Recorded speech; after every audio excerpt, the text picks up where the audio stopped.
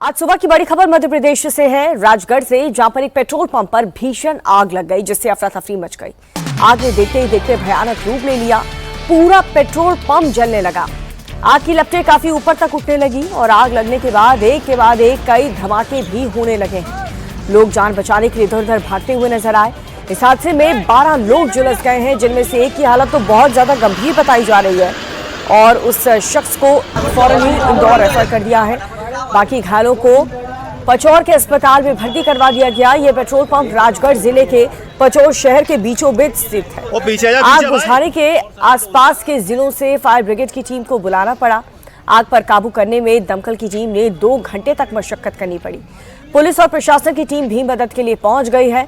चश्मदीदों के मुताबिक सोमवार रात को करीब 8:30 बजे हादसे के वक्त पेट्रोल पंप पर एक तरफ एक लाइन में ट्रैक्टर और कैनों में डीजल भरा जा रहा था, जबकि दूसरी तरफ बाइक्स में पेट्रोल डाला जा रहा था। इसी दौरान 20,000 लीटर फ्यूल लेकर के एक टैंकर पहुंचा। टैंकर से ईंधन खाली किया जा रहा था। जैसे ही एक बाइक सवार पेट्रोल डलवाने के लिए ढक्कन खोलता है तो पेट्रोल डालने के दौरान नोजल टैंक में अचानक से आग भड़क जाती है और उसकी चपेट में पूरा पेट्रोल पंप आ गया। आग से टैंकर समेत 11-15 बाइक्स जलकर आग हो गई और आग इतनी ज्यादा तेजी से फैली कि लोगों को अपनी बाइक तक हटाने का मौका नहीं मिला। कुछ ही पलों में टैंकर, बाइक और पंप धधकने लगे, जैसा कि आप तस्वीरों में देख सकते हैं। हालात ऐसे बन गए कि लोग वहां पर वाहन छोड़ करके जान बचाने के लिए भागते हुए नजर आए। ये 2 तस्वीरें आपको दिखा रहे हैं जिस वक्त पेट्रोल पंप पर भीषण आग लग गई और जैसे ही वहां पर आग लगती है, एक के बाद एक कई धमाके वहां पर होना शुरू हो जाते हैं और लोग कितने डर गए। वहां पर फौरन अपनी अपनी बाइक्स, अपने अपने वाहन को छोड़ करके अपनी जान बचाने के लिए इधर उधर भागते हुए नजर आए और काफी देर तक पेट्रोल पंप में यूं ही आग लगी रही। आप देख सकते हैं पेट्रोल पंप पर जितने भी अलग अलग स्टेशन हैं, हर जगह पर यहाँ पर आग लग गई है और आप देख सकते हैं कि कई बाइक्स भी आपको नीचे गिरी हुई नजर आएंगी, क्योंकि लोग यहाँ से फौरन अपनी बाइक छोड़कर, अपनी वाहन छोड़कर अपनी जान को प्राथमिकता देते हुए वहां से निकल गए।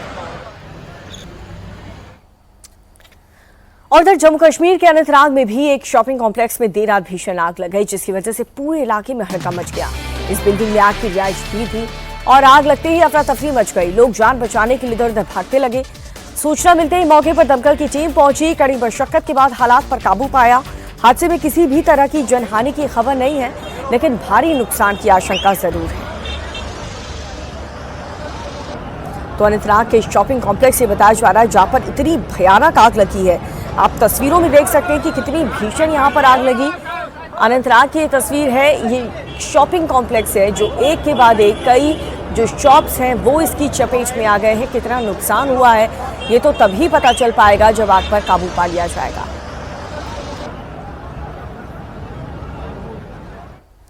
प्रधानमंत्री नरेंद्र मोदी ने लगातार दूसरी बार लोगों से विदेशी मुद्रा बचाने के लिए पेट्रोल डीजल के इस्तेमाल को कम करने की अपील की है। पीएम ने पहले हैदराबाद और उसके बाद सोमवार को वडोदरा में लोगों से ईंधन और संसाधनों का कम इस्तेमाल करने की अपील की है। पीएम ने कहा कि जहां पर संभव हो पेट्रोल डीजल का उपयोग कम किया जाए। मेट्रो, इलेक्ट्रिक बस और पब्लिक ट्रांसपोर्ट का इस्तेमाल करें। पीएम ने वर्क फ्रॉम होम की भी अपील करने के साथ साथ स्कूल से भी अपील की है कि वो ऑनलाइन क्लासेस के फॉर्मेट को लागू करने की कोशिश करें। वडोदरा में पीएम मोदी ने कहा कि जैसे देश ने मिल करके कोरोना संकट का सामना किया था, ठीक वैसे ही मौजूदा संकट से भी देश बाहर निकल जाएगा। इसके साथ साथ पीएम ने 1 साल तक सोना ना खरीदने, विदेश यात्रा टालने और खेती के लिए केमिकल खाद के इस्तेमाल में कमी लाने की भी अपील की है।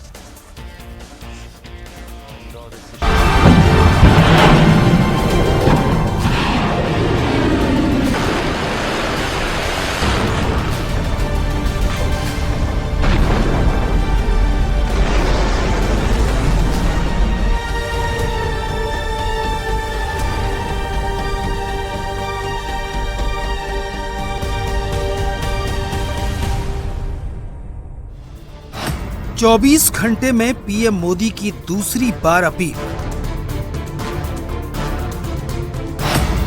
मोदी का क्लियर टारगेट, विदेशी मुद्रा बचाएं, संकट टालें। मिडिल ईस्ट से रूस और यूक्रेन तक का संकट दुनिया के लिए आफत बनता जा रहा है। पूरी दुनिया की सप्लाई चेन ठप है और इसके खुलने के आसार फिलहाल नहीं दिखते। अमेरिका और ईरान के बीच जिस तरह से डेडलॉक बना हुआ है, उसकी वजह से यूरोप, एशिया से लेकर ऑस्ट्रेलिया तक प्रभावित है। यही वजह है कि पीएम मोदी ने देश में दूसरी बार साफ साफ कह दिया है कि संकट बड़ा है, इसलिए मिलकर निपटना होगा।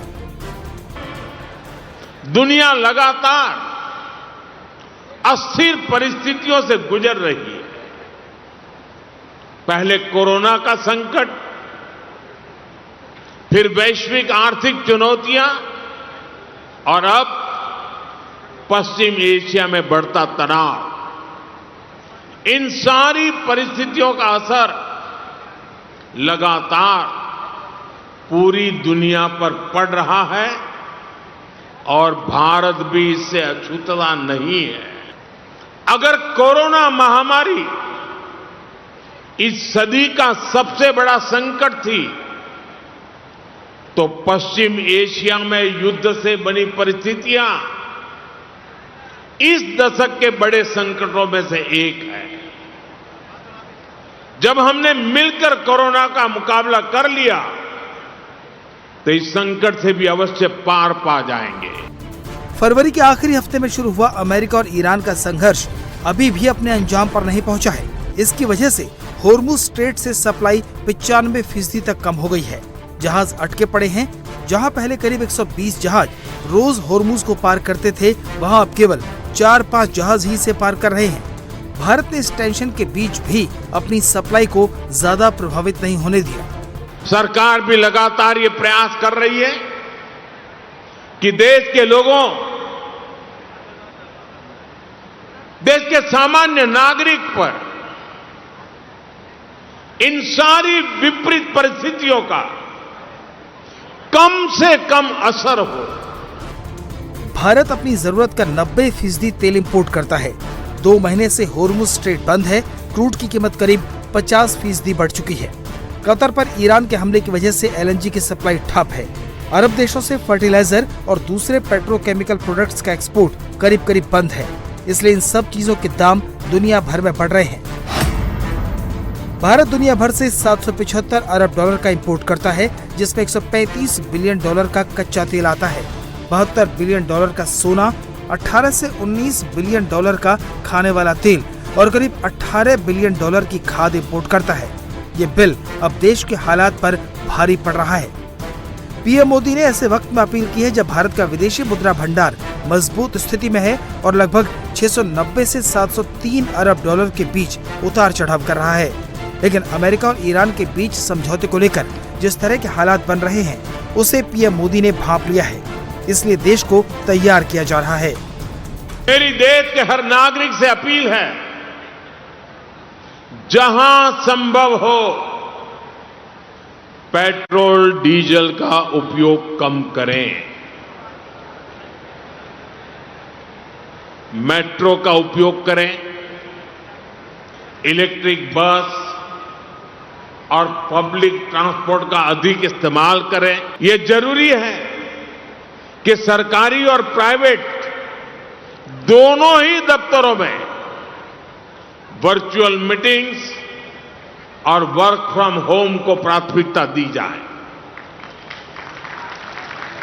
मैं कुछ स्कूलों से भी आग्रह करूंगा कि कुछ समय के लिए ऑनलाइन क्लासेज की व्यवस्था पर काम करें। खाने के तेल पर भी देश की बड़ी विदेशी मुद्रा खर्च होती है। अगर हम थोड़ा संयम बरतें,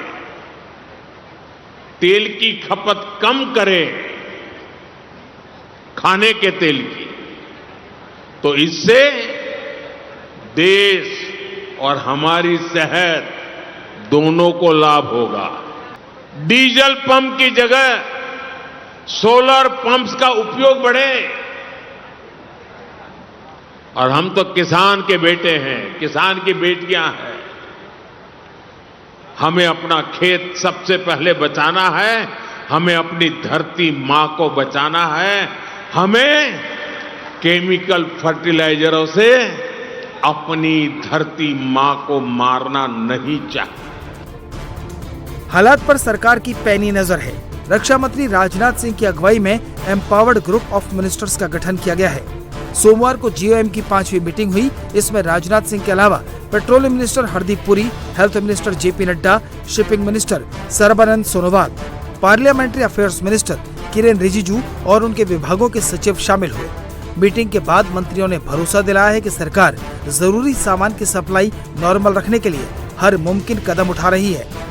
We have seen in other countries where the prices have gone up significantly, but we have been able to maintain it so far because of the very well thought through policies that our government and our Prime Minister have executed so far. But since the war is now still going on, and yesterday's developments we all know that truce is still far away, looking kind of difficult.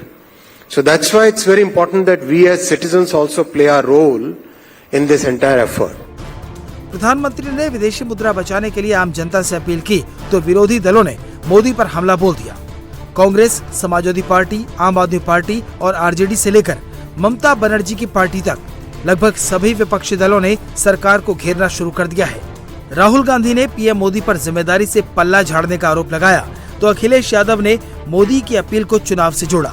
विपक्ष के नेताओं ने कहा कि प्रधानमंत्री को parliament का session बुलाकर ग्राउंड रियलिटी बतानी चाहिए।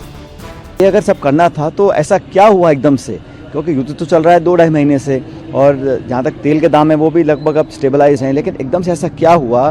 क्या हमें पूरी जानकारी है? क्या कुछ छुपाने की कोशिश की जा रही है? लेकिन एहतियात बरतने के लिए जो इतना सुझाव दिया गया और सीरीज बोली गई है उसमें कि वर्क फ्रॉम होम करना है, सोना नहीं खरीदना चाहिए और बहुत बचत करनी है, फलाना फलाना, तो ये एकदम से जो बोला है, आउटबर्स्ट हुआ है, एकदम चुनाव खत्म होने के तुरंत बाद क्यों बोला गया, बड़ा सवाल पड़ता है। और सच्चाई सबके सामने आनी चाहिए, संसद को कॉन्फ्रेंस में लेना चाहिए, ऑल पार्टीज को बुला के चर्चा करनी चाहिए, तो फिर मुझे लगेगा कि बड़ा सार्थक होगा उनका जो उन्होंने कहा है। राहुल गांधी भारत की पॉलिटिक्स के सबसे रिजेक्टेड माल है, rejected by all, rejected always, rejected in every state.